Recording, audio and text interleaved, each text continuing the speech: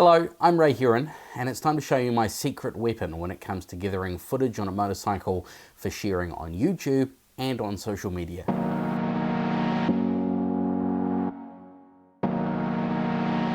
Okay, GoPros are great. GoPros, don't get me wrong, they do a great job on a motorcycle, but this is my secret weapon. This is my favorite ever camera because it's so versatile.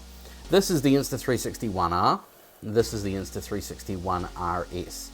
Slightly newer model, same camera, same features. Let's stick with the ONE-RS. We've got lens cap, we've got housing, and we've got the camera itself. The beauty of the Insta360 ONE-RS is that it's modular. Battery, off. Brains of the operation and LCD screen, off.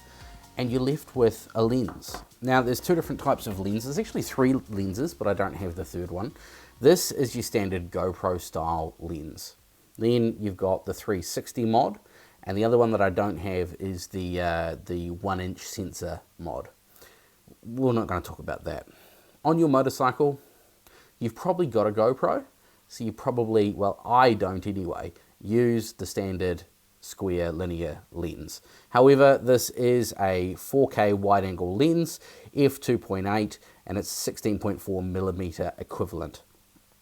It'll do 4K footage to your camera, no dramas, but I've never used it. So you take your 360 mod, you attach it to the screen mod, which is the brains of the operation. You slam a battery on the bottom of it, and now you've got a brilliant little 360 camera. I really like this. If you've ever watched any of my videos and I've got a camera on the handlebars, I generally am running this, and you can do all sorts of funky stuff, which I'll show you later in the video. But what I generally do is film the ride, and I take a keyframe looking forward, a keyframe looking back, and I stitch those together. Because when you're making a video, it's important to give yourself options when it comes to editing. Also, nobody wants to just look at the same frame the whole time, right? The beauty of a 360 video is that you can upload the full 360 and let the viewer choose where they want to look. Or, the way I run, is that you film everything, and then in post-production you can look where you want, whether that be a panning sweep, or looking up or looking down, or zooming in or zooming out, doing the full wide shot or a really nice tight shot. This little camera there's a lot of power in this. So a lot of the versatility of this camera comes from the app. Insta360 do a mobile app, and all of the functionality in the mobile app is also available on your computer, and that's where I do most of my editing. But my workflow is to put this on the handlebars, and I've got a mount on the handlebars. Because this is 360, it's stitching together what the front sensor's seeing and the rear sensor into a full 360 orb around you. And it's quite smart in that where the stitch line is, which is kind of around here, if things are close to it, it can't see them. So you can put it in its housing and then put a selfie stick or a mount on the bottom of it, and it can't be seen. So that's generally how you do the floating, or how I do when the camera's on the handlebars of the bike, how I do the floating kind of shot. And I always get questions, how have you mounted that to your bike? What you can also do is get a selfie stick. You can walk along with the selfie stick, or you can go on a snowboarding trip, skiing, whatever, and as long as you've got that selfie stick in line with the stitch line, which is straight out the bottom, you won't see that selfie stick at all. So you've kind of got almost a drone shot. The active stabilization in this camera, because it's looking everywhere, is phenomenal.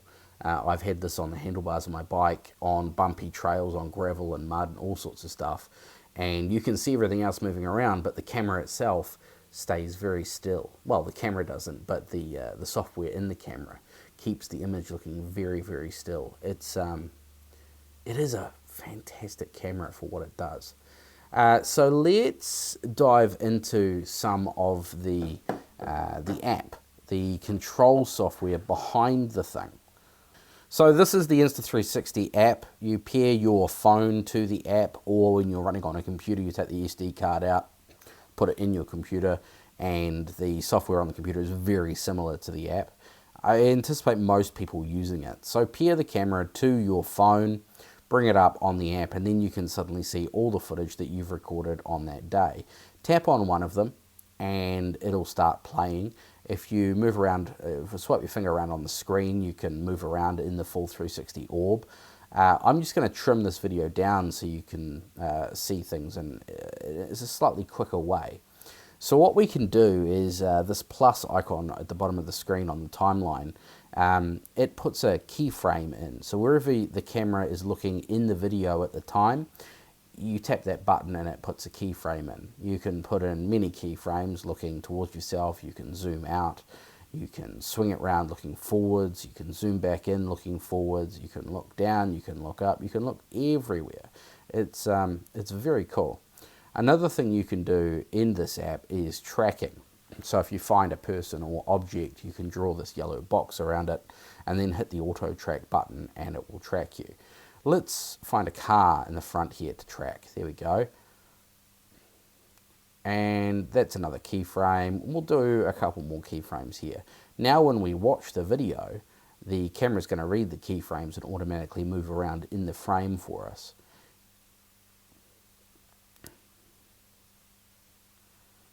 Here's the tracking of me. Here's the tracking of the car. And it's very smooth. Another thing you can do is hyperlapse or just speed things up a little bit. It's very smooth, very quick, and the software even puts in motion blur. It makes things just look nice and crisp. So now we've done all that editing, what we can do is, there's a function in here called direction lock. So either the camera will always point to a compass bearing, and no matter how many times you turn around while holding the camera, it will look one way and you have to kind of keyframe everything. Or you can turn direction lock on, and so it will lock itself to a point on the camera, whether it be forwards, backwards, sideways, wherever you want to look. And it doesn't matter how you turn the camera, it's like turning the frame. It's kind of hard to explain, but hopefully it makes sense. And we can go back through and do all the keyframing again. And I find this, with this direction lock setting on, I get a better video because I don't have to keyframe everything. As I said, when I do this, I generally take one frame looking forwards, one frame looking back at me, export those two, sync them up on the timeline in Final Cut or whatever your video editing software you use, and you can make edits from there. But we can export this video. You can see that this is a vertical video, so it's 9:16, which if you're doing it on your phone, using it for social media, that's perfect. That's exactly what you want. Exporting, and it goes into my camera library. Switch over to my camera library app, and there you go. My video is ready to watch. It's no longer a 360 video. It has been keyframed, so the video itself is 9:16. It's that same aspect ratio, but it moves around in the frame to what my keyframes were in the Insta360 app. And then I can use that in Reels or TikToks or whatever. You've got all this functionality, as I said, in the phone app and in the software on your computer. But when it comes to YouTube videos, I use the software on the computer to output 16:9 letterbox, landscape as opposed to portrait. But you can also output the 16:9 on your phone, which is what I'm going to do now. You've also got control on the app to control the camera remotely, which is quite cool. You can get a preview on the screen of your phone. You can do hit record and change the ISO and all those other settings. If we export the video on in landscape, and now it comes out much ready for being used on YouTube in that sideways frame. So this is basically the same if you're using the Insta360 X2 or X3, all those other 360 cameras, but the benefit of using the One R or One RS is, again, that you can swap out the battery really easily. It's not an internal battery like a GoPro, it is external. It's this box here. So there's a little switch here that I click to release. That's my flat battery. Grab another one, slam it on, keep riding. The other benefit, of course, is that it's modular. If you damage the 360 lenses, which does happen, they do scratch, always use the lens cover, or you want to use the standard, GoPro style lens, you can. If you're buying it for this, then I think GoPro Hero 9 through 12 is a better buy, because you get up to 5K, which means you can do, you can crop it in post-production, zoom in digitally without losing resolution. But if you're buying it for both, then it's the way to go. They're a little bit more expensive, and if you just want the 360 camera, then the X2 or X3 is probably a better way to go. You get all the same software and same functionality. And if you already have a GoPro, then you won't be needing this. But it's a great camera, it's a great solution, and I use it all the time. If you want to be doing the similar sort of stuff that I do, you put the camera there and you take the shot of you and the shot forward, then you only need the one camera, as opposed to having two GoPros, one looking forward and one looking back. I really like it. Insta360 haven't sponsored this video. They didn't give me this. I bought this. Actually, story time. I bought the Insta360 One R. I used it for a few years, and then I put it on Todd's bucket bike, my mate Todd, and he crashed it, and he slammed the lens into the concrete and slid down the road and ruined the 360 lens. But being a good bugger, he bought me a replacement, which was the Insta360 One RS. It's a step up over the R, and I would say buy this. It wasn't available when I bought the R, and then insurance paid out for the One R. So thanks very much, Todd. Really appreciate that. But yeah, it's a really good camera. Some of the features that I really like about this camera are the One RS. You can hit the record button, and from being off, it will start itself up and hit record. And then when you hit the stop button, it will stop recording and shut down. The One R does do that, but it's a little bit laggy, and sometimes won't. It'll start itself up, but it won't start recording, and then you have to hit the button again. And then when you turn it off, it won't turn itself off. It'll stop recording, and then you have to turn it off manually. So it wastes a little bit of battery that way. Also, the One RS has a better battery, a longer battery. But if you have extra batteries, that's not a drama. I still use the One R and the One RS. Generally, I'll run the One RS to start with, and then when it starts going flat, I'll plug it into a battery bank in my bag, and I'll run the One R. Footage-wise, the One RS has a slightly faster processor, slightly better sensors. It's just upgraded ever so slightly. I think you can get up to 5.7K resolution in one of these. However, because it's a 360, when you zoom into things, you lose that resolution. But at fully zoomed out, seeing a massive wide angle, then yeah, 5.7K, which is really nice. It also has Bluetooth, the One RS, so you can pair it to your Cardo or something, much like you can with a GoPro Hero 12 now. I have done that. I've only recently learned it could do it, but I have done that, and it does work, and you get reasonably good audio. So if you've already got one of these, don't bother buying a Hero 12. Use this with your Sena or your Cardo. I use the Cardo PackTalk Edge, and it works wonderfully. If you are using one of these, you're going to need a nice fast SD card. So you're going to need a Class 10, and it needs to be minimum, absolute minimum of a V30. And I will tell you what SD cards I've got in mine. I have the SanDisk Ultra. It is a U1, Class 10 A1. So that's actually below the spec of what's recommended for these cameras, but that said, I've never had an issue. And I run 128 gig cards in all of my stuff because I know that size will work. You can get bigger cards in newer cameras, but these are pretty much as big as you could run in, say, the Hero 5 or something like that. Don't quote me, but I run 128 gig cards and everything, because they're also reasonably priced. You can pick one of these up. I think I picked up I think I picked up a Samsung version of one of these for about 50 bucks, 40 bucks the other day with the Hero 12. So I know that I've done a bit of action camera and a bit of camera content on this channel lately. And the main reason for that is I'm getting questions ever since I did the Hero 12 videos. I get questions from people all the time saying, what do you run? What's the best camera to get? What should I get? And I guess I'm just trying to help here in telling people what I run. So I run these two. I run this all the time. I run these two on longer trips. I still like running a GoPro Hero 12 since I bought it and paid money for it. It's got some nice features. It can be a faff around running all the cameras at the same time, but if you're not looking to do big productions, YouTube videos and that sort of thing, then just pick one, whatever you like, really.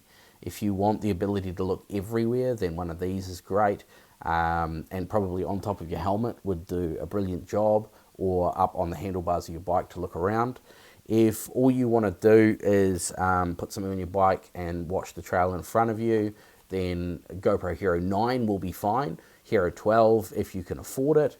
But when I first saw what the Insta360 1RS, 1R and X2 and X3 could do, I said, man, I have to have that camera because the functionality of it is just amazing. The other things to think about, your phone, you're going to need a lot of space on your phone or a nice fast connection or cloud storage or something like that. I think mine's a 128 gig and I'll fill it easily because you'll record 50, 60 gig on one of these to a battery. Battery lasts about an hour and a half, 2 hours. If you're fastidious with turning it on and turning it off, then you might get a whole day's riding out of it. But you've got to have somewhere to put that footage. So the quickest and easiest way is to download it to a device as opposed to keeping it on the camera and Bluetoothing it to your thing and then keyframing and all that stuff, because it is a bit of a faff around. Then you're going to need lots and lots of external hard drives, and the best ones that I've found. You can buy an SSD reasonably cheap these days.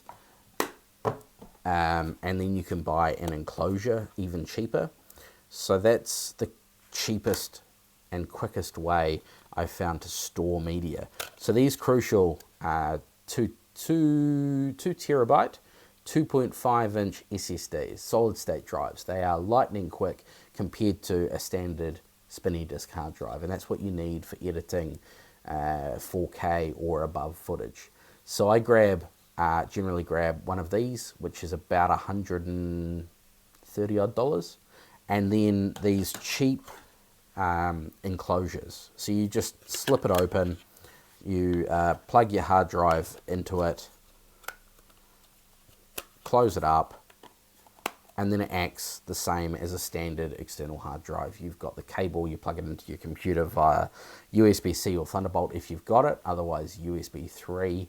And you'll be able to, with a little bit of lag, but minimal, you'll be able to store everything on this, set up a video file to edit from, and store it all on here. Because the hard drives in computers, and I prefer Apple MacBook Pros, they are small.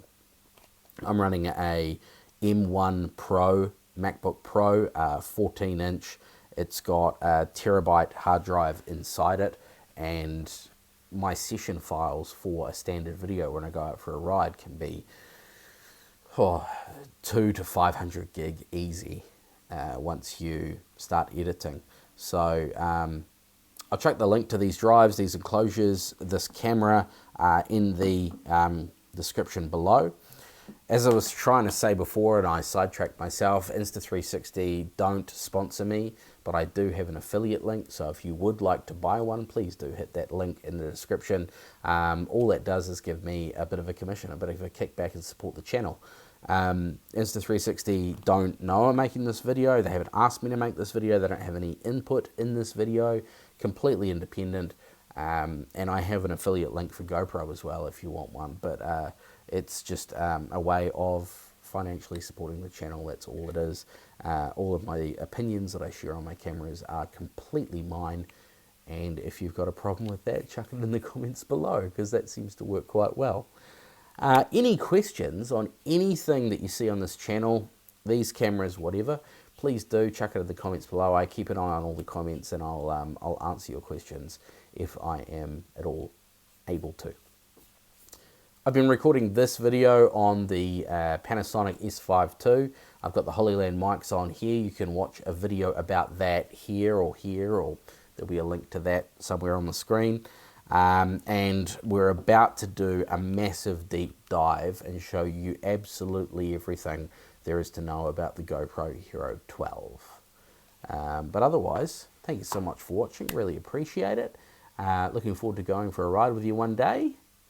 If you've watched all the way through this video, chuck 22 in the comment box below so I know that you've watched all the way through, and I'll put you on my Christmas card list. Otherwise, I've been Ray. Thank you so much for watching. This is MotoNZ. Check out the website motonz.com, and we'll catch you next time. Hooroo!